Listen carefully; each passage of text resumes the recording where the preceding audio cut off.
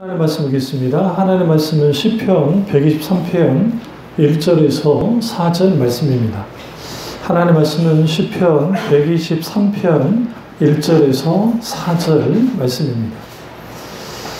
하늘에 계신 주여, 내가 눈을 들어 주께 향하나이다. 상전의 손을 바라보는 종들의 눈같이, 여주인의 손을 바라보는 여종의 눈같이 우리 눈이 여호와 우리 하나님을 바라보며 우리에게 은혜 베풀어 주시기를 기다리나이다. 여호와여, 우리에게 은혜를 베푸시고 또 은혜를 베푸소서. 심한 멸시가 우리에게 넘치나이다. 안연한 자의 조소와 교만한 자의 멸시가 우리 영혼에 넘치나이다. 아멘.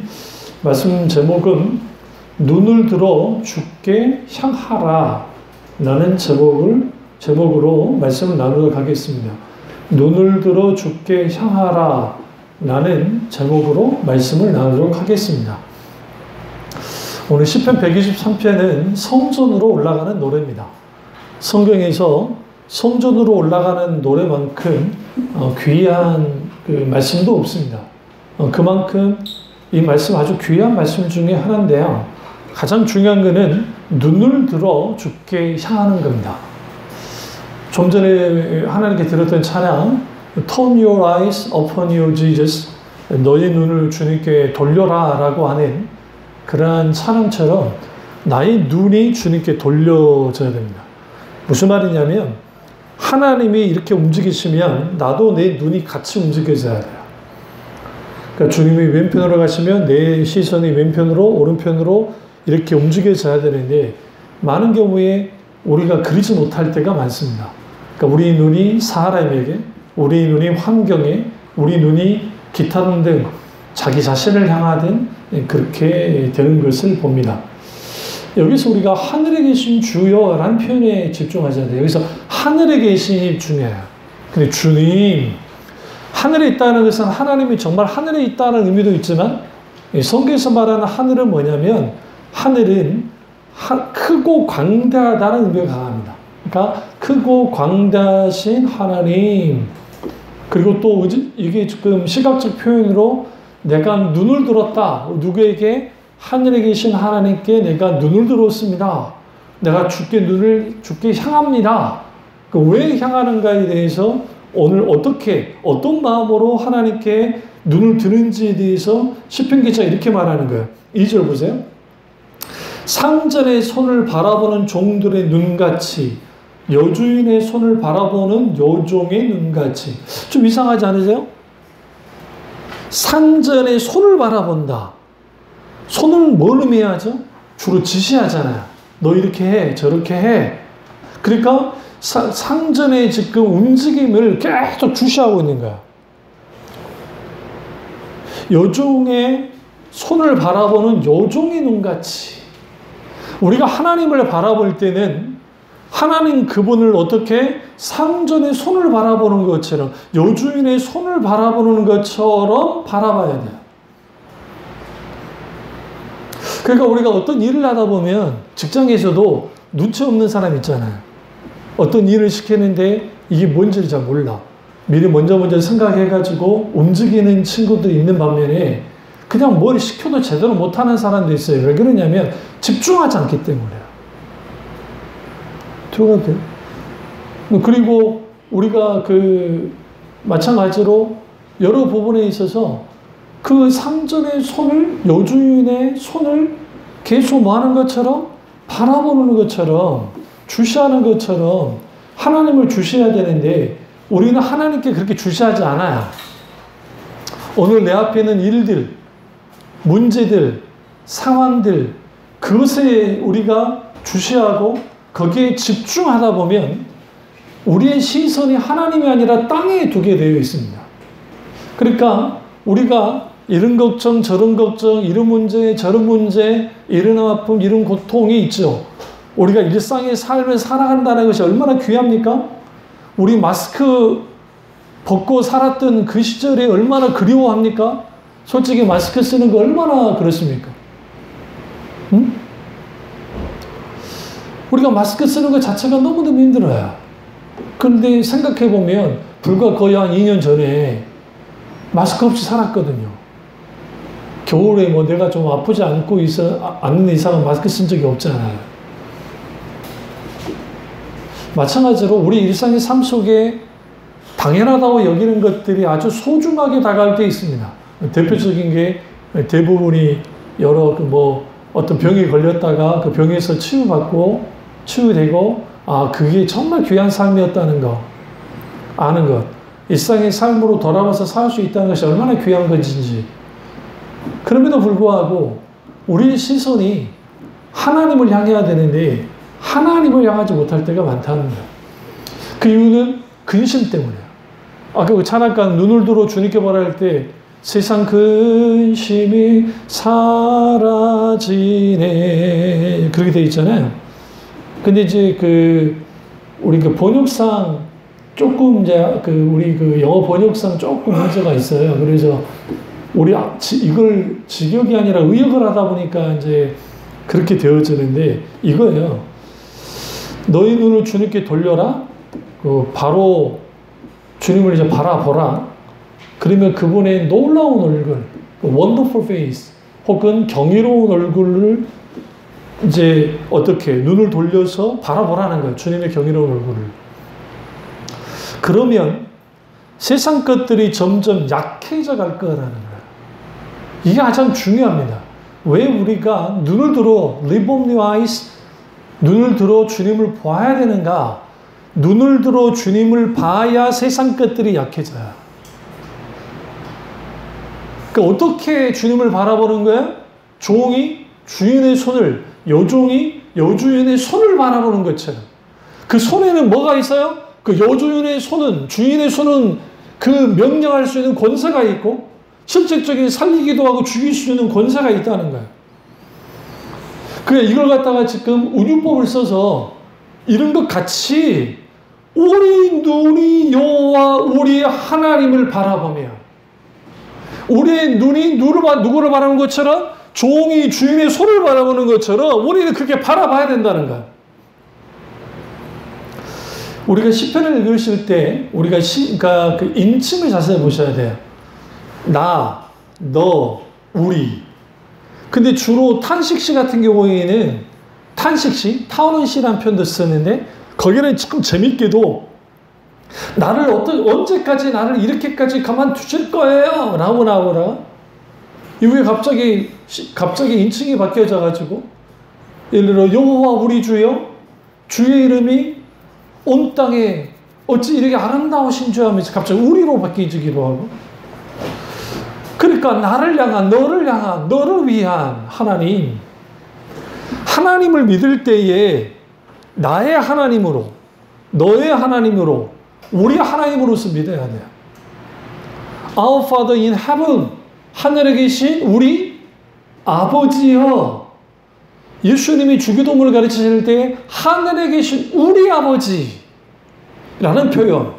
여기서 우리는 뭘 알 수 있냐면 신앙생활에 있어서 가장 중요한 것은 내가 눈을 들어 주님을 바라봐야 되는데 나 혼자서 으쌰으쌰 해가지고 주님을 바라본다는 게 쉽지가 않아요. 그래서 교회 공동체가 필요한 거예요.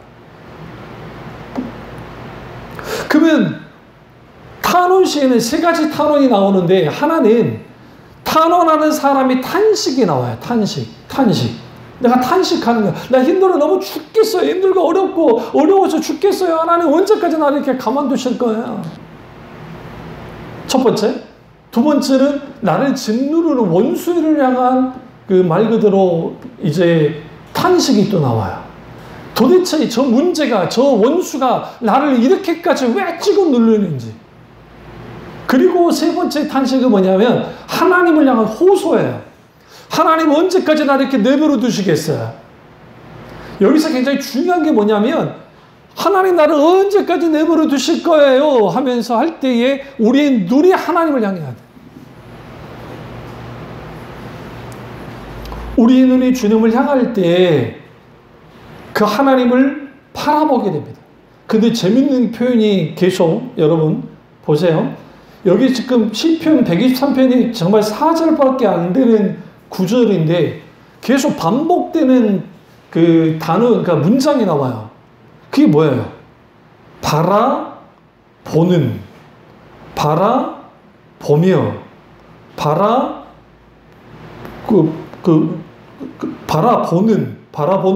바라보며. 벌써 지금 이 짧은 말씀에서 3번이나 반복을, 그것도 2절 안에서 바라본다는 표현을 계속 들어요. 그러니까 우리가 주님을 바라본다라는 거, 그 바라봄이 왜 중요하냐면 인생에 문제가 있을 때도 중요하지만 그게 아니라 우리의 삶의 인생의 전반적인 부분에서 그 바라보는 거예요. 바라보는 거.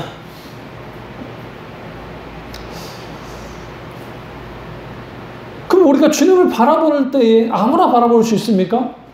아니에요. 우리는 너무나도 세상 것들 너무 많이 바라봐요. 어떤 사람은 세상 성공을 바라보고, 어떤 사람은 자기가 어떤 잘 나가는 것을 바라보고, 기타 등등 바라보는 것들이 많아요. 그런데 우리의 시선이 반드시 누구를 향해야 돼요? 하나님을 향해야 돼요. 시편 121편을 보세요. 얘도 똑같이 나오는데 121편 1절 보세요. 내가 산을 향하여 눈을 들리라. 나의 도움이 어디서 올까? 나의 도움은 천지를 지으신 여호와에게로서로다. 여호와께서 너를 실족하지 아니하게 하시며 너를 지키내신 이가 졸지 아니하시리로다. 여기서 내가 산을 향하여 눈을 돌리라 1인칭이 나왔다가 너를 실족지 않게 하시겠다 하면서 2인칭으로 다 바뀌어져요. 우리가 시편을 아주 깊이 읽어나가려면 시편의 이 놀라운 하나님의 말씀 가운데 깊이 은혜를 받으려면 거기에 접속사 잘 봐라 있잖아요. 동시적으로 문장을 전체를 보되 거기에 인칭 변화만 자세히 봐도 잘 봐도 말씀을 깊이 볼 수 있어요. 다른 거 해석하는 교차 대지법부터 시작해서 평행법, 궁쾌의 해석법, 기타 등등 신학적으로는 해석 방법이 많지만 분명한 것은 여기에서 내가 산을 향하여 눈을 들었다는 거예요. 그런데 내 도움이 어디서 오냐는 거야. 우리는 우리의 산에 눈을 들 수가 있어야. 여러분의 산은 어떤 산입니까? 여기서 산은 우리가 생각하는 태백산, 무슨 북한산, 무슨 그런 산을 말하는 게 아니에요. 고대 사람들은 산에 누가 있다고 생각하냐면 신이 있다고 생각했어요. 그러니까 신을 가까이 만날 수 있는 곳이 산이라 생각했어요. 왜 그러냐면 하늘 가까이 갈수록 신이 있다고 생각했으니까.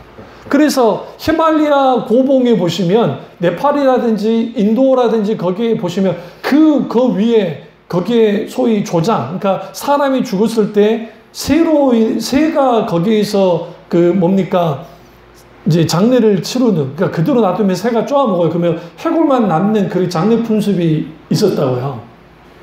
그런데 그 위쪽으로 쭉 올라가면 거기에 뭐가 있냐면 그들만의 산당, 그러니까 신에게 다가가서 신에게 제사 드리는 것들이 있어요.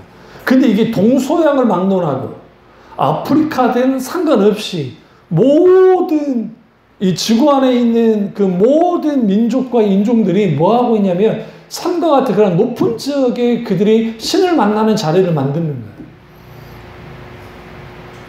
그래서 신이 있다고 생각해서 눈을 어디에 들어요? 산에 들은 거예요. 근데 여기서 중요한 게 내가 산을 향하여 눈을 들었다는 거죠. 근데 나의 도움이 어디서 오냐는 거예요.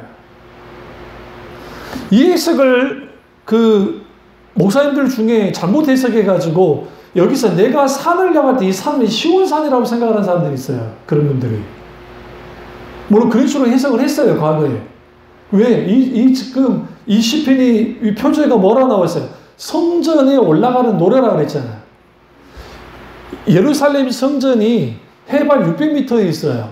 우리나라 600m 정도면 지금 그러니까 강원도 태백이 제가 알기로 400 몇 미터 그럴 거예요. 600m까지 가지 않을 거라고요. 물론 이제 고냉지 거기는 높긴 하지만 사실상 600m 위에 있다는 것은 굉장히 높은 거예요. 근데 그 위에 예루살렘 성전이 있어요.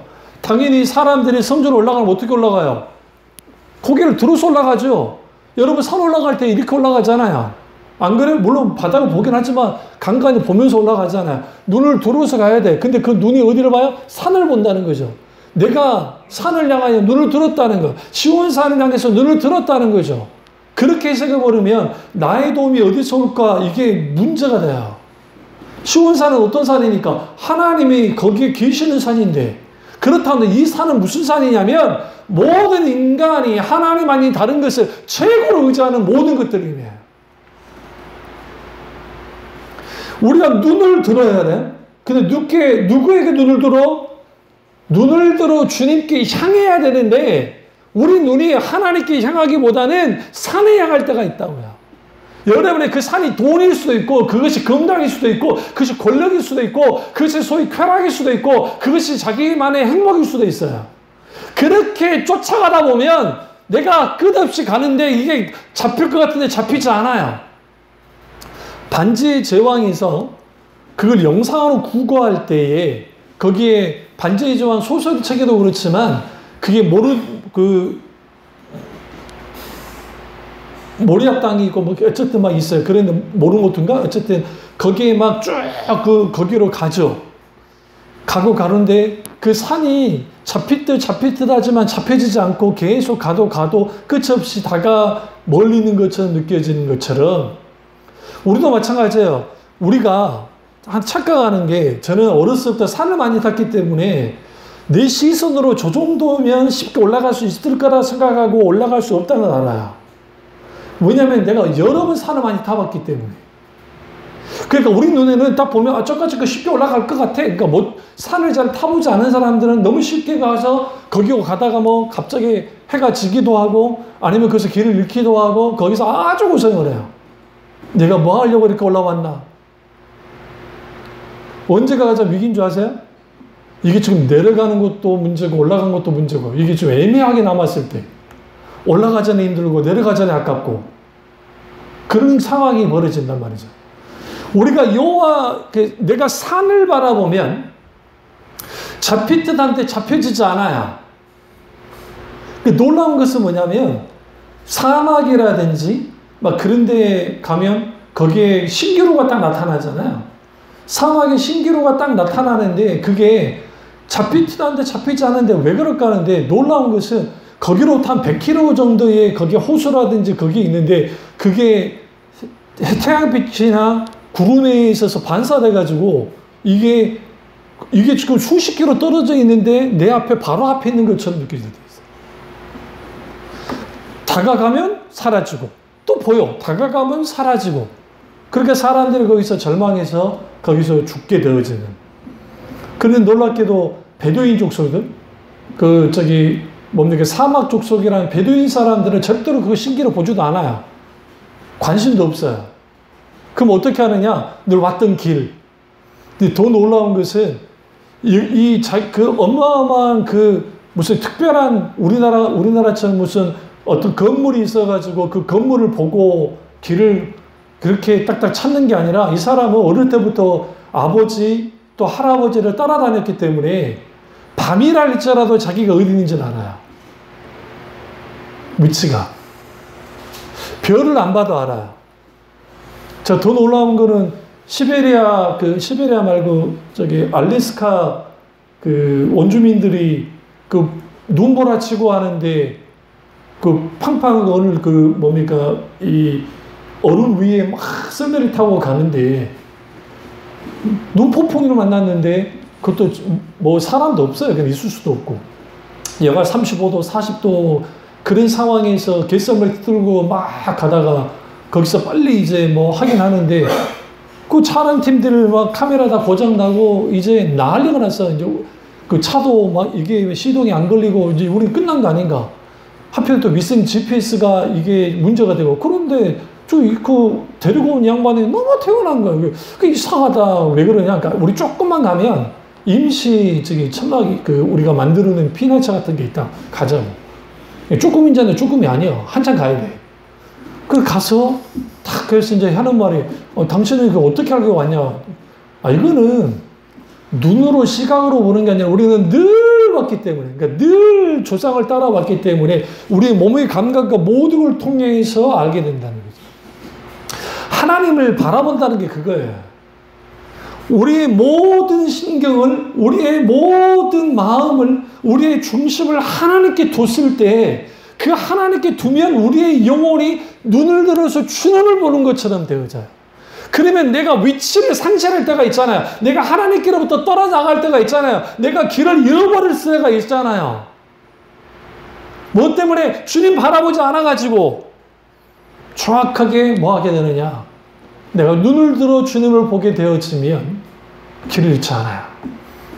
어렸을 때 제가 초등학교 1학년, 2학년짜리가 산을 막 타고 올라다니는데 그 아이들이 형아들이랑 막 다니면서 길을 잃을 때도 있었어요. 근데 형들이 후에 알려준 게 뭐였냐면 산에 쭉 올라가가지고 이제 길을 잃지 않을 때요. 그러면서 딱 능선을 바라보라는 거예요. 저 산이 있는데 저 산은 절대 변하지 않을 거니까 그러면 저 산의 방향만 니네가 딱 생각하고 있어야 돼요. 무조건 길을 잃어도.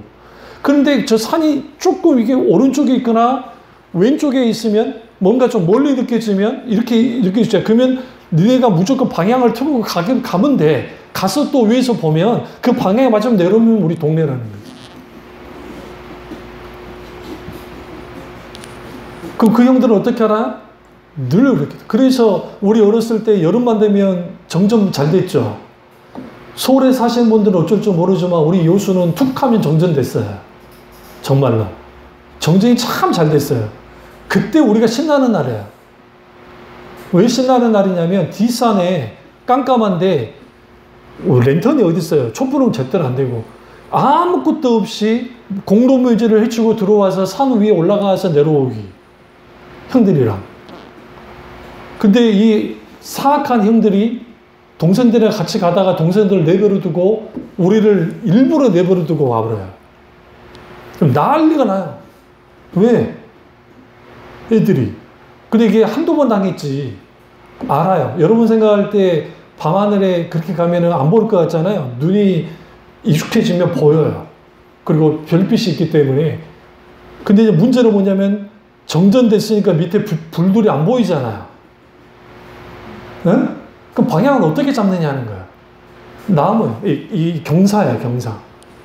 우리가 자주 왔기 때문에 여기가 어디라는 거를 감각으로 알아요. 놀랍게.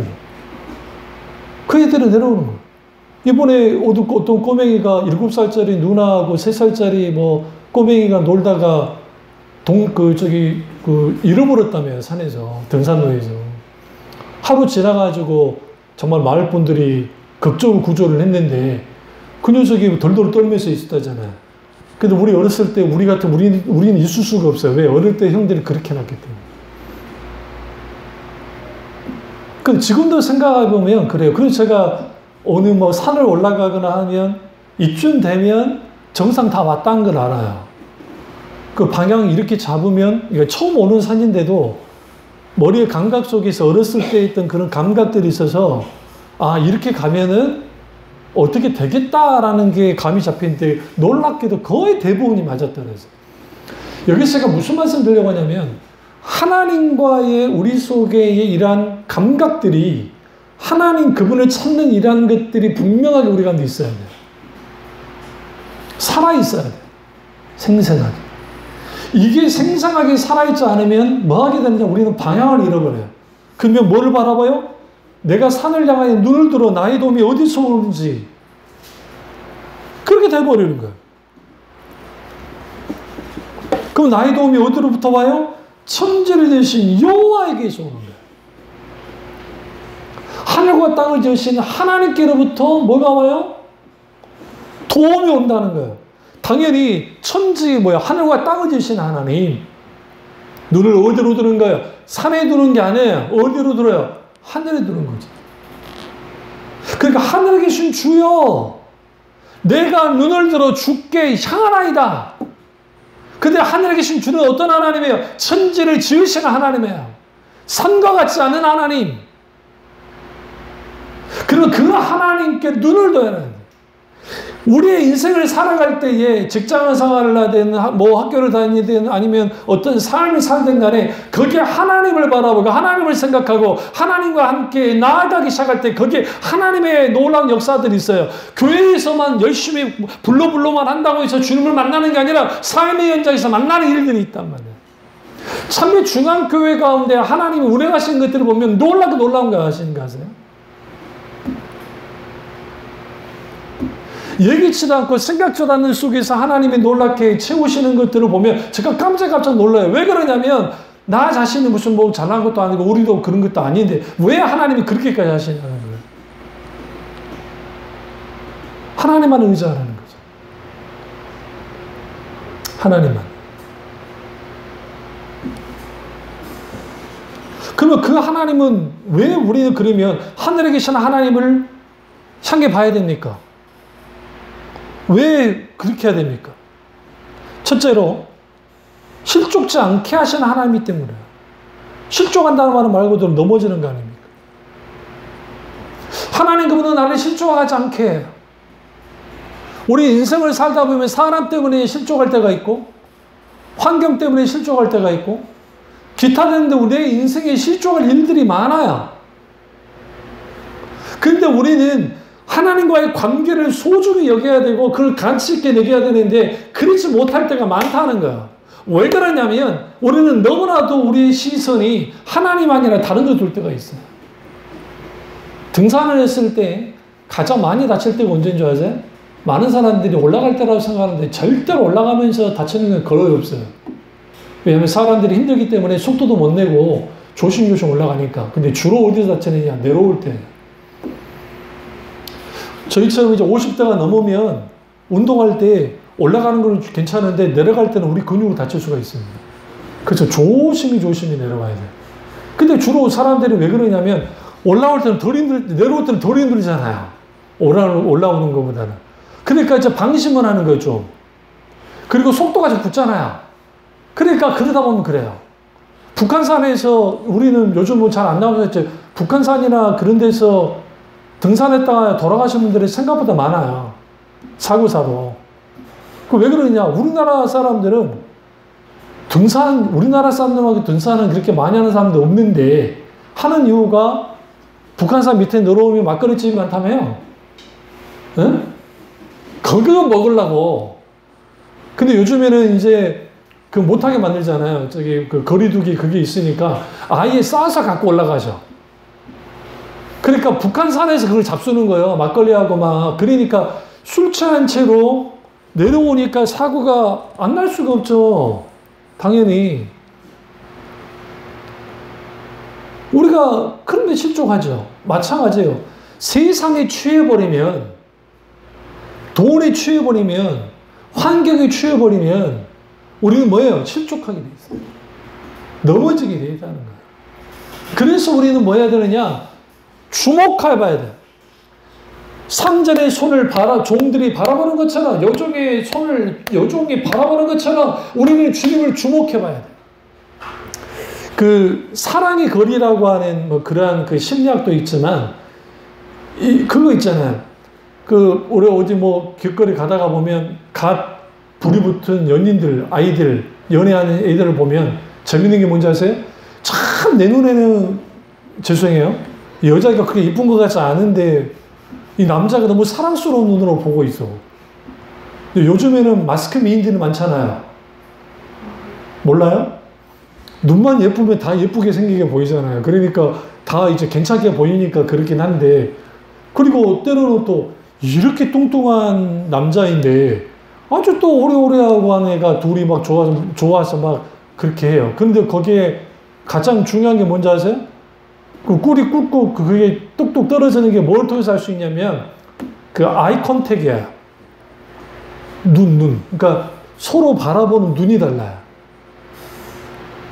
사랑의 관계이기 때문에. 불이 붙었을 때.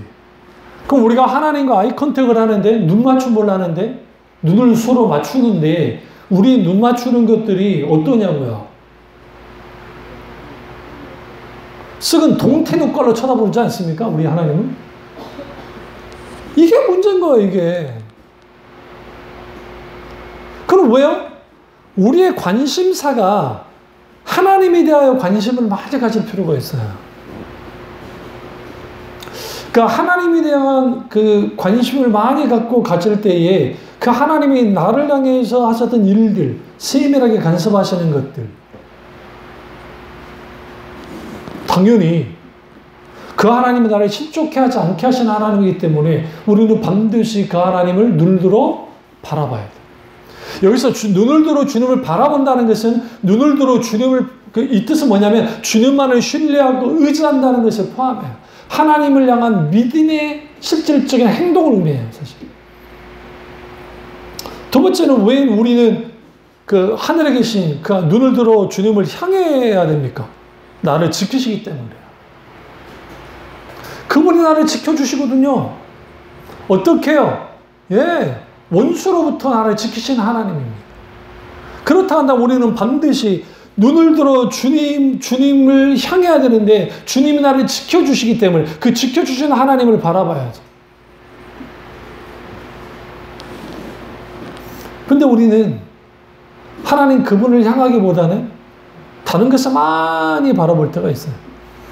특별히 여러 일들, 뭐 병과 관련된 이런 것들, 일련의 그런 것들. 근데 우리는 명의라고 하는 사람들이, 여러분 명의라는 이름을 들으려면 어느 정도 그 환자를 치유하면 명의라는 소리를 들 것 같습니까? 여러분 생각에. 한 70%? 너무 적습니까? 한 80%? 90%? 네. 50%도 안 돼요. 여기서 명의는 뭐냐면 일반 그런 병 치료한 거 말고 심각한 병이 있죠. 제가 듣기로 그때 그 34%인가 40% 정도만 치료하는 데 능력이 있어요. 이 사람은 명의라 한다. 심각한 병들 많잖아요. 굉장히 심각한 병들. 그 병을 말해. 일반 뭐 감기 치료나 그런 걸 의미한 게 아니라. 근데 우리 그 적게 보이지만 10명 중에 4명 치료한다는 게 쉽습니까? 그렇지 않아요. 요즘 우리가 난치병도 많고요. 뭐 불치병은 그렇다 치더라도 우리가 흔한, 지금 저도 이명증이 있지만 이명증 뭐 날보기는 무슨 뭐 엄청난 대단한 뭐 의사들 막 광고하잖아요. 오면 뭐 이명증 다 고칠 수 있다 하지만 이 이명증 못 고쳐요. 거의 고치는 거 그게 많지 않아요. 실제로 극복한 것 뿐이에요. 제가 그래서 집에 혼자 있을 때 TV를 켜놔야 되고 하는 이유가 뭐냐면 TV나 이런 거라도 켜놓지 않으면 여기서 이명 소리가 굉장히 크기 때문에 어쩔 수 없이 계속 켜놓을 수밖에 없어요. 그러지 않으면 이게 신경을 가져요. 피곤하면 소리가 커졌다가 덜 피곤하면 괜찮았다. 이 이명증도 저는 목회하면서 걸린 병이에요. 목회하면서 하도 초기에 신경을 많이 써가지고 하면서 이제 그 병인데. 근데 이제 그런 거죠. 그러면 우리가 주님이 우리를 지키시는 하나님이신데 어떻게 지키시는 분이냐? 그분은 졸지도 아니하시고 주무시지도 아니면서 지키시는 거예요. 근데 5절 보세요. 121편, 시편 121편 5절. 여호와는 너를 지키시니라 이시라. 여호와께서 내 오른쪽에서 내 그늘이 되시나니 낮의 해가 너를 상하지 아니하게 하며 밤의 달도 너를 해치지 아니하게 하리로다. 여기서 낮의 해가 너를 상하지 않게 한다. 이건 이해가 되죠. 사막에서 햇빛을 생각해 보세요. 너머리 장렬하니까 얼마나 힘듭니까? 근데 밤의 달에 해치지 않게 한다는 건 좀 이상하지 않으세요? 고대 사람들은 밤에 뭐가 있다고 생각했냐면 밤에는 악마가 돌아다닌다고 생각했어요. 특별히 사막은 말할 것도 없어요. 근데 그도 그럴 것이 우리가 뭐 동물의 왕국 같은 걸 보다 보면 막 그 낮에 막 돌아다니는 동물만 하도 찍어대니까 동물들이 주로 낮에 막 활동하는가 보다 하는데 사실은 대부분이 저녁에 활동을 많이 해요. 사냥 활동. 그런데 그 사막의 밤은 들짐승부터 시작해서 아주 위험합니다. 근데 빛 한 점 없이 딱 있게 되어지면 상상을 초월해요. 그러니까 암흑이라는 게. 그러니까 이제 고대 사람들 무슨 생각이냐면 정신이 나간다고 생각했어요. 정신이 나가서 막 방황하다가 죽는다고. 악마에 쉬워서 죽는다는 생각했어요. 그러니까 오늘 시편 기자가 밤에 달도 너를 해치지 않다 그 달빛이 그렇게 만든다고 생각했단 말이에요. 우리 민족은 달을 숭배했던 민족이에요. 한국이, 우리 한민족은 달을 숭배했던 민족이고, 달을 소중히 여겼어요. 그런데 그 성경에서는 이 달을 나쁘다고 하진 않지만 어쨌든 그 시대의 고대의 사람들이 이 달을 말 그대로 어떤 악마가 그렇게 하는 그런 거라고 생각했단 말이에요. 근데 그를 통해서 뭐 하라고 그래요, 주님이? 해치지 않게 하겠다라는 거예요. 그러면 여기서 우리는 우리의 해, 우리의 달빛이 있을 거라는 거예요. 그게 사람일 수 있어요. 직장이든 어떤 것이 무엇이든 우리를 해치려고 하는 일련의 모든 것들. 그것으로부터 주님은 뭐 하신다고요? 주님이 지켜주신다라는 거예요. 근데 그 주님이 내 오른쪽에서 내 그늘이 되신다. 하필이면 왜 왼쪽도 아니고 오른쪽일까요? 오른쪽은 almighty, 권위, 권능, 능력을 뜻해요. 그러니까 하나님의 능력으로 우리에게 그늘이 되어주셔서 달빛과 햇빛으로부터 우리를 보호하시고 지키신다라는 겁니다. 하나님 그분이 나를 지키시는 분이기 때문에, 하나님 그분이 나를 실족지 않게 하시는 하나님이기 때문에 우리는 반드시 뭐 해야 돼요? 하나님 그분을 향하여 바라봐야 돼요. 내 눈이 하나님을 향해야 돼요. 어떤 인생이 더러운 인생이냐면 하나님을 바라보지 못하는 인생이에요. 하나님과 함께하지 않는 인생이에요. 요즘에 꾸미는 자유를 제가 좀 아주 많이 더 듣는데, 우리 청종이라는 찬양이 있어요. 꾸미는 자유 중에. 가만히 귀 기울이면 내게 말씀하시네. 어설픈 나의 우둔한 마음과 뭐 그런 고요한 중에 들리는 주님의 음성. 우리 속에 실족할 만한 일이 생기고 오늘날 외로움이 닥칠 때에 혼자 사니까 외로울 수도 있지만 혼자 살지 않아도 오늘날 현대인들은 다 외로워요. 생각보다. 아버지는 아버지대로 외롭고 엄마는 엄마대로 외롭고 자녀들은 자녀들끼리 외로워요. 아니 아무리 큰 문제가 없어도 인간은 기본적으로 하나님과의 관계 속에서 친밀함이 있는 사람이 다른 사람과의 관계 속에 친밀한 관계 속에 살아가요. 근데 하나님과는 친한데 사람과 안 친하다, 이 사람 가짜예요. 잘못된 사람이에요.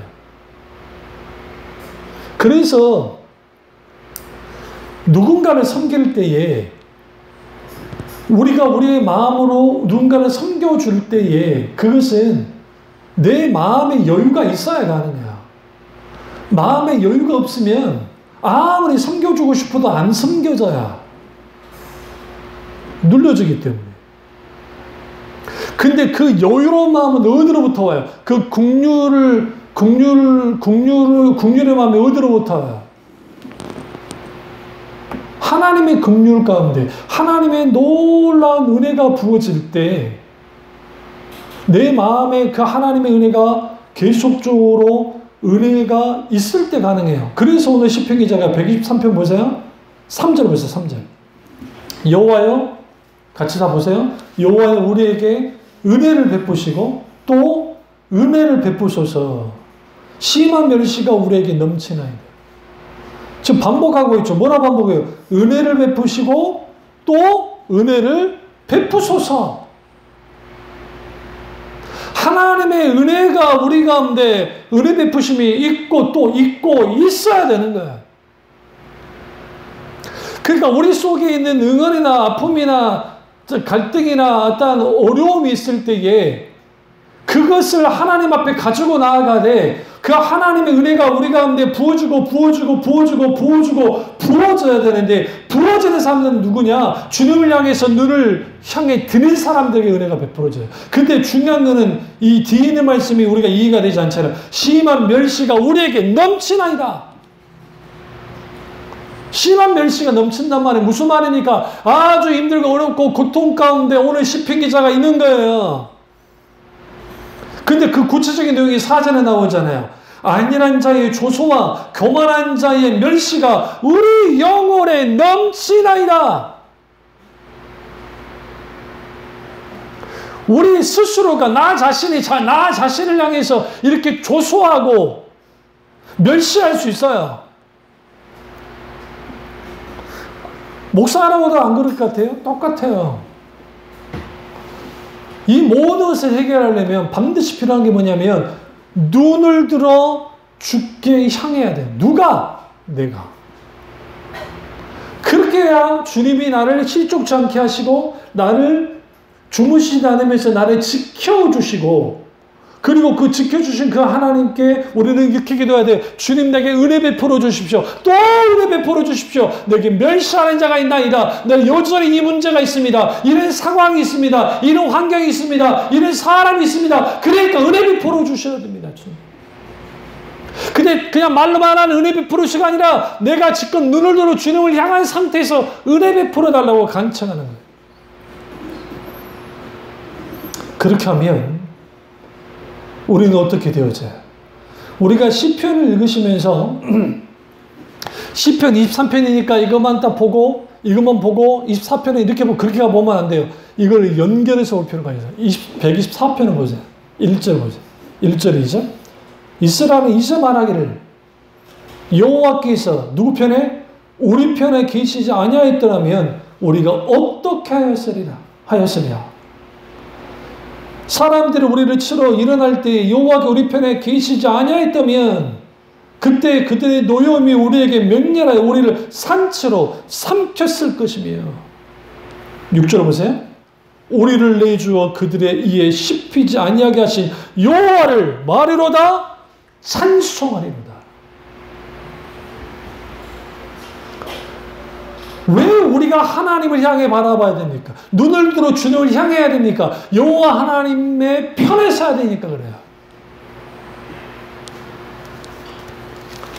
우리 여호수아 5장 가보세요. 여호수아 5장 구약입니다.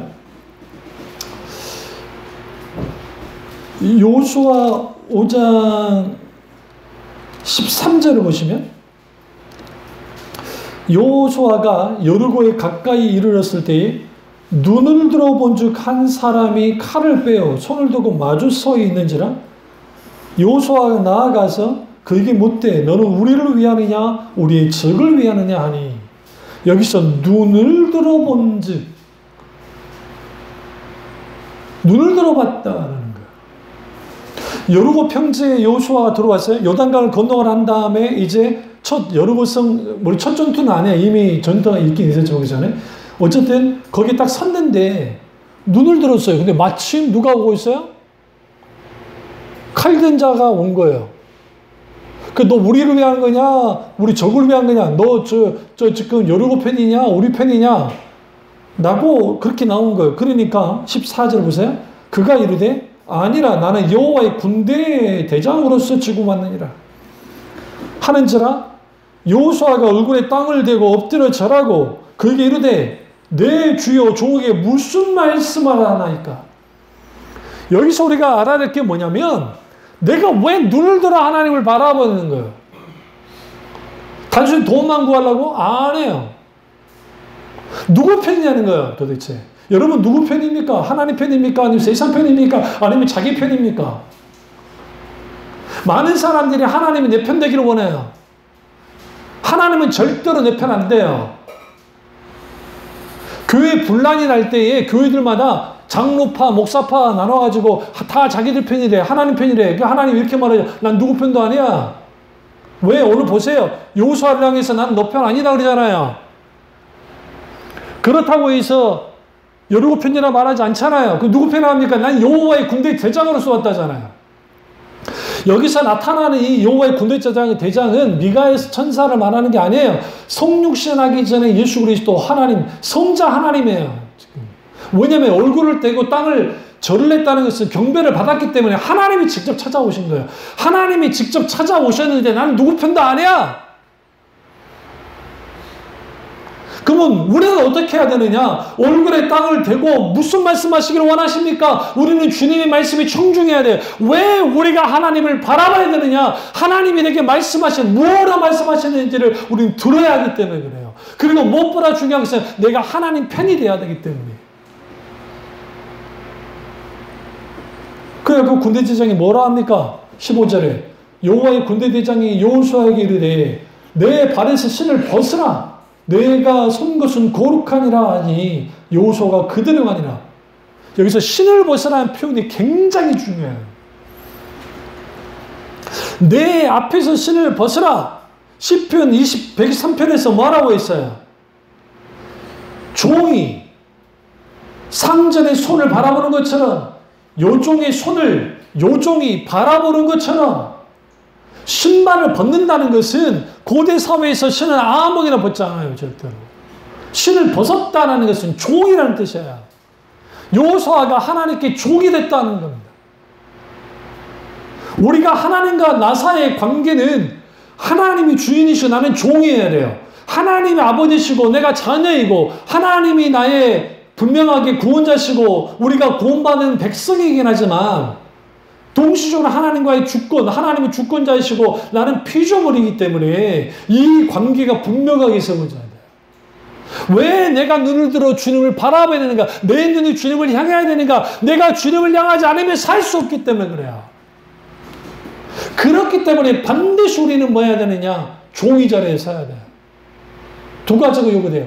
주님 말씀하십시오. 듣겠습니다 하는 태도와 또 하나는 내신을 벗어야 돼요. 회개하고 돌이키고 하나님 앞에 서야 돼요. 그리고 6장 이후에 우리는 알잖아요. 여리고성이 어떻게 무너졌습니까? 하나님이 무너뜨렸잖아요.